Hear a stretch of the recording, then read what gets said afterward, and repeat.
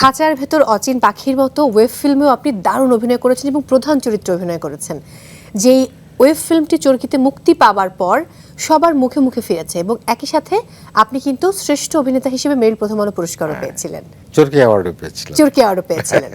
So এটা একটা দারুণ চরিত্র, একটু যদি বলেন। এই চরিত্রটা আমাকে রাফি করোনার আগে আমাকে বলেছিল যেরকম একটা ক্যারেক্টার করব, ব্রিফ করেছিল। হ্যাঁ ব্রিফ করেছে, এটা আপনাকে করতে হবে আর কি।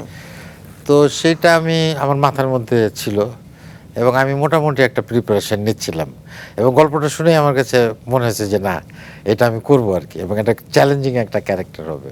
তো তারপরে তো করোনা চলে আসলো, এটা অনেক দিন কাজ করা যায় নাই। তো করোনার সাথে আবার একটা সুবিধা হয়ে গেল, করোনার সাথে যেটা হলো সেটা হচ্ছে অনেকদিন বাসায় ছিলাম, বাসা থেকে ওই জিনিসটা মাথায় আমি নিতে পেরেছি এবং বাই দিস টাইম আমার চুলটা বড় হয়েছে, আমি দাড়ি রাখতে পেরেছিলাম। আপনারা দেখলে তো বুঝবেন যে আমার কিন্তু অরিজিনাল দাড়ি ছিল আর কি, হ্যাঁ চুল বড় বড় ছিল এবং ওই চরিত্রটাকে আমি ভাবার সময় পেয়েছিলাম আর কি। এবং যখন দর্শকরা আবার এটাকে পছন্দ করলো তো মনে হলো যে না, আমার কষ্টটা কিছুটা হলেও সার্থক হয়েছে। একদম।